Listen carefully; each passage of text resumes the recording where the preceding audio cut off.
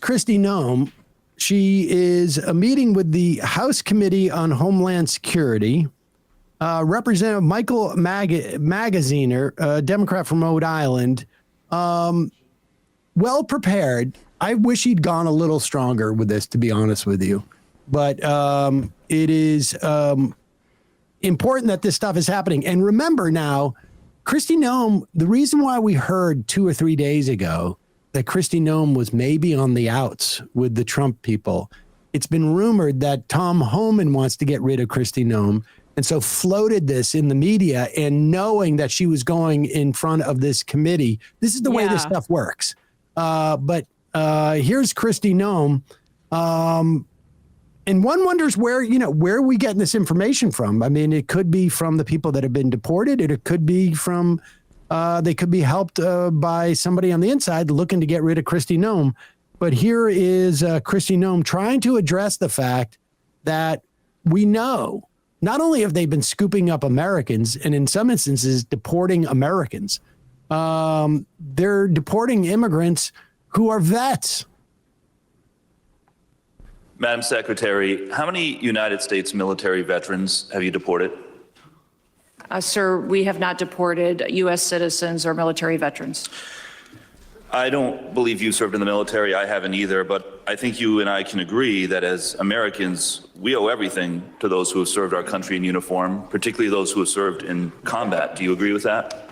For folks watching, an assistant, when he was saying that, got up behind him with an iPad. Listening, yeah, right. Yeah, got up behind him with an iPad that is like on like Zoom or something, that you see somebody's face on Zoom. Again, I'll nitpick later.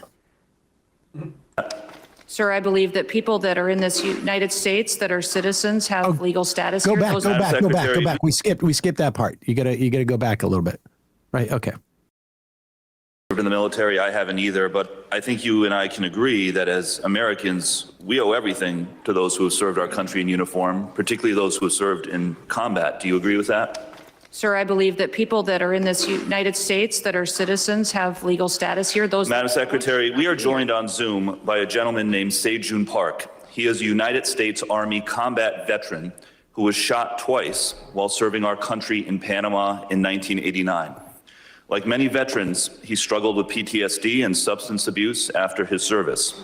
He was arrested in the 1990s for some minor drug offenses, nothing serious. He never hurt anyone besides himself, and he's been clean and sober for 14 years.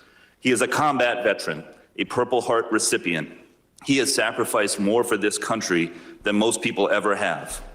Earlier this year, you deported him to Korea, a country he hasn't lived in since he was 7 years old. Will you join me in thanking Mr. Park for his service to our country? Sir, I'm grateful for every single person that has served our country and follows our laws. Can you please tell Mr. Park why you deported him? Every one of them needs to be enforced. But you understand that many veterans struggle with PTSD, many veterans struggle with substance abuse challenges. This man took 2 bullets for our country. You have broad authority, by the way, as Secretary, to issue humanitarian parole, to do deferred action. Will you commit to at least looking at Mr. Park's case to see if you can help him find a path? This is frustrating to me because, I mean, he had her. Yeah. You just told me 30 seconds ago that you didn't deport any military veterans, yet here is a military veteran who is, what is it? I don't know, 8,000 miles away from us, been deported. How did that happen? That's the question. Not like, will you agree to review his case? That question comes afterwards. Exactly. That's what why did you just lie to us? Do you have no idea what's going on in the Department of Homeland Security? Or is this policy? Is this policy or is this just a massive incompetence? And continue on. To do deferred action. Will you commit to at least looking at Mr. Park's case to see if you can help him find a pathway back to this country that he sacrificed so much for? I will absolutely look at his case, but I want you to remember that Madam Secretary, the man behind you, please stand up, sir. His name is Jim Brown from Troy, Missouri. He is a Navy combat veteran who served our country in the Gulf War. He's married to a woman named Donna, who came to our country legally from Ireland when she was 11 years old. She has lived here for 48 years. Because of you, Jim's wife, Donna, has been in prison for the last 4 months. Jesus. She did not come here illegally, and she has never committed any crime other than writing 2 bad checks totaling $80 10 years ago. She is currently in prison and facing deportation. Ms. Noem, will you thank Mr. Brown for his service to our country? What? Thank you, Mr. Brown, for your service to our country. Now, what possible explanation can there be for locking up his wife for 4 months when she has committed no crime other than writing a couple of bad checks for $80? Sir, it is not my prerogative, my latitude, or my job to pick and choose which laws in this country get enforced. You have and broad which ones discretion don't. as the secretary. We need to follow You can issue the law parole, you and can do all enforce kinds of the things, laws. but you're choosing not to. Will you commit again to just reviewing Donna's case and reuniting this combat veteran with his beloved wife, who also loves this country? I will review the case.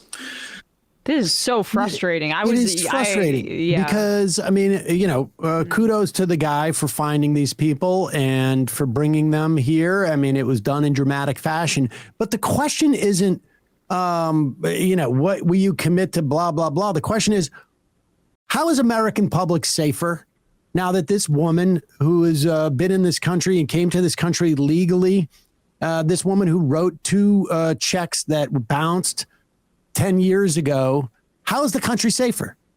How are people in the street? You've pulled DHS people off of child trafficking. How is the country safer with her behind bars? He took his very limited time to do the flag waving patriotism thing when he could have used that minute to literally say, we have just caught you in a lie. He didn't even emphasize in the first example that she had lied. Yep. Which is exactly what he caught her in. I don't understand that choice. I think it was still incredibly valuable. For weeks, all we've heard is how Trump's big, beautiful bill will cut Medicaid. But almost no one's reporting on a buried provision that would make Trump untouchable. Go to ground.news/majority to see how this bill would block judges from enforcing court orders unless you, the citizen, post a bond first. Highly credible sources warn most people can't actually afford to do this, and that's pretty obvious. So if this bill passes and Trump violates the law, it wouldn't even matter, and nobody even knows, which means the GOP's flood the zone strategy is working. And it's why I think Ground News is the best tool to expose these blind spots before it's too late. My partners built the only app and website pulling in news from across the globe, then breaking down each source's bias, credibility, and the news the right tries to bury. And considering most people take the first article they see online as fact, their browser extension is essential. What it does is it flags the source's bias and links other credible reports to verify the information. Ground News is a better version of how we're already staying informed. So I got you 40% off the same unlimited access Vantage plan that I've been using. That's just $5 a month when you go to ground.news/majority, scan my QR code, or redeem the code majority if you're using the app. With at least another 4 years of this, they're counting on you to be distracted. This app is how you stay focused. Hey folks, don't forget to hit the subscribe button and check out our daily show. We do it every day at 12 p.m. Eastern for about 2.5 hours. We even take phone calls. You should check that out.